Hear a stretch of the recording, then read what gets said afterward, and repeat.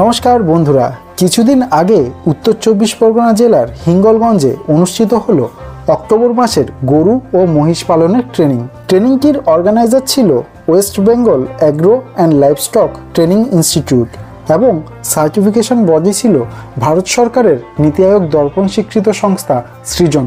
4 দিনের এই ট্রেনিংয়ে গরুর ঘর ব্যবস্থাপনা, গরুর যত রকমের রোগ আছে সেই সব রোগ নির্ণয়, সেই রোগ যেন ফার্মে কোনোভাবে প্রবেশ না করে, যদিও বা প্রবেশ করে তাহলে তার কি চিকিৎসা রয়েছে, দুধের জন্য কোন জাতের গরু নির্বাচন করতে হবে এবং মোটা তাজাকরণ প্রজেক্টের জন্য কোন জাতের গরু ভালো হবে, এগুলো বিশদে আলোচনা করা হয়েছে এবং প্রত্যেকটি ক্যান্ডিডেট নিজ হাতে গরুকে ইনজেকশন করা, গরুর ফোঁড়া অপারেশন, বড় গরুকে চিকিৎসার আগে দড়ি দিয়ে বেঁধে কিভাবে নিয়ন্ত্রণ করতে হয় প্রভৃতি জিনিস শিখেছেন।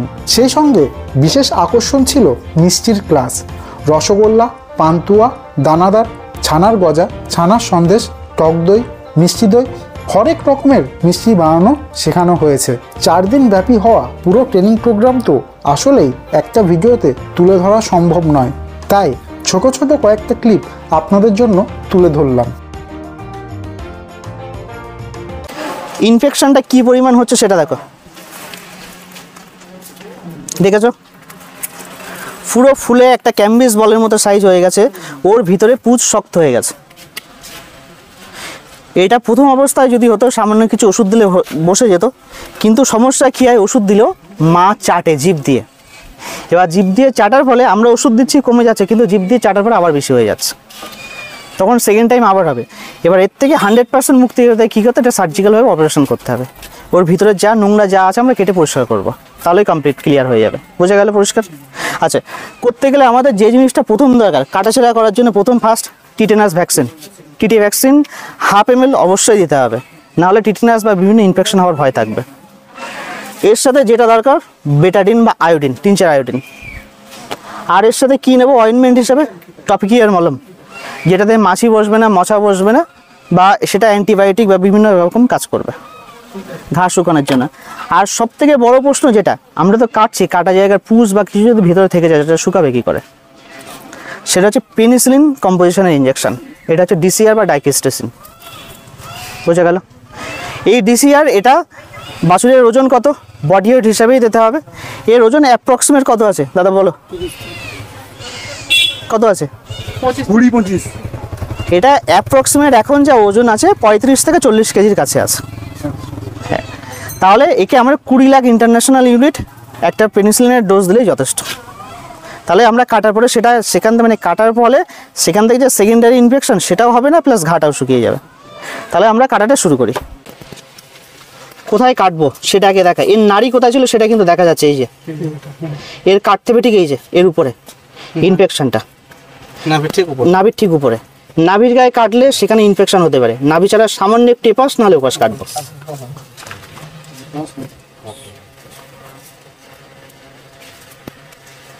ফার্স্ট বেটাডিন দিয়ে পরিষ্কার করে নিলাম। সেকেন্ড পাস আমাদের যে ছুরি, সেটাকেও একটু বেটাডিন দিয়ে নেব, কোনো ব্যাকটেরিয়া বা কিছু থাকলে সেটা মরে যাবে। এগুলোকে পরিষ্কার করা।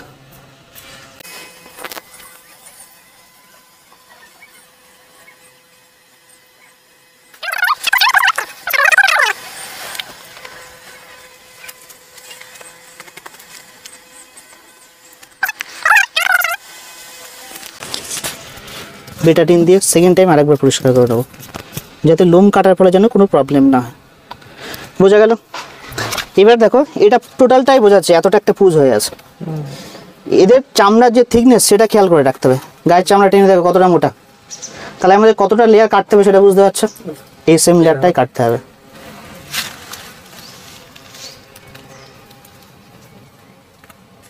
এখানে দেখো যে হয়েছে সেটা চাপলেই দেখো হলুদ, দেখতে পাচ্ছ? পুঁজটা পরিষ্কার, তাহলে আমরা যে ভিতরে যে পুঁজ হয়েছে সেটা দেখার একটা সিস্টেম। একদম পুরো পুঁজটাই দেখা যাবে, দেখো দেখা যাচ্ছে পরিষ্কার হলুদ।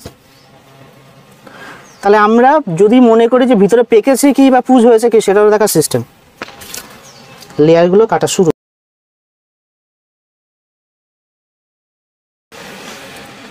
পুঁজ বেরোনো শুরু হয়ে গেছে দেখো।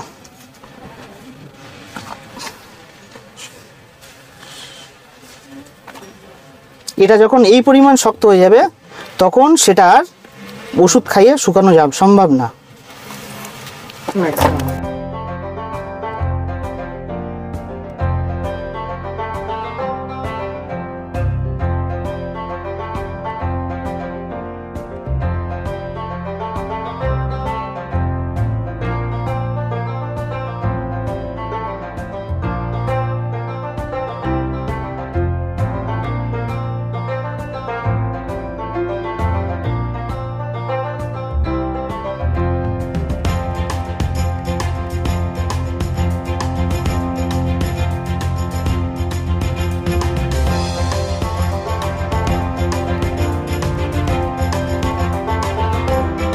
আচ্ছা, আমাদের যে ডেয়ারি ফার্মিংয়ের ট্রেনিং চলছে, এই ট্রেনিং পারপাস আমরা প্র্যাকটিক্যাল ক্লাসে এসেছি। প্র্যাকটিক্যাল ক্লাসে আমাদের যে যে জিনিসগুলো দরকার, ফার্স্ট অফ অল ফার্মে সবথেকে বড় সমস্যা যেটা আসবে সেটা হচ্ছে গায়ের টেম্পারেচার বা জ্বর।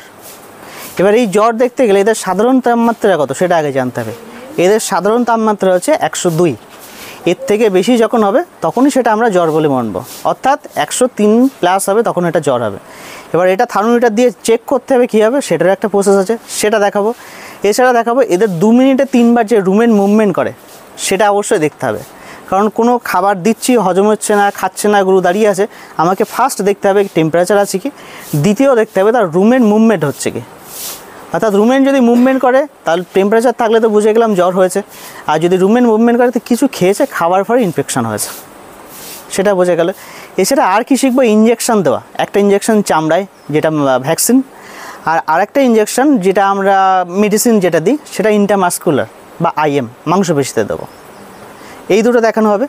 এছাড়া আরেকটা জিনিস যেটা দেখানো হবে সেটা হচ্ছে কোন গরুর ফিগার কেমন, গায়ের টেম্পারেচার কোন জায়গায় কি থাকে এদের সেটাও জানা দরকার, প্লাস এদের বডির লেন্থ কেমন আছে। একটা গরু আমরা যে কিনবো কোনটার গ্রোথ ভালো হবে বা কোন জাতের গরু ভালো কোয়ালিটির দুধ দেবে সেটাও, কারণ পিঠের উপরে যার ইউ আকৃতির শেপ থাকবে সেটা কিন্তু কোয়ালিটি ডাউন হবে, যার উপরটা হবে সমান পিছনের লেজটা হবে খাড়া সেটা কোয়ালিটি বান।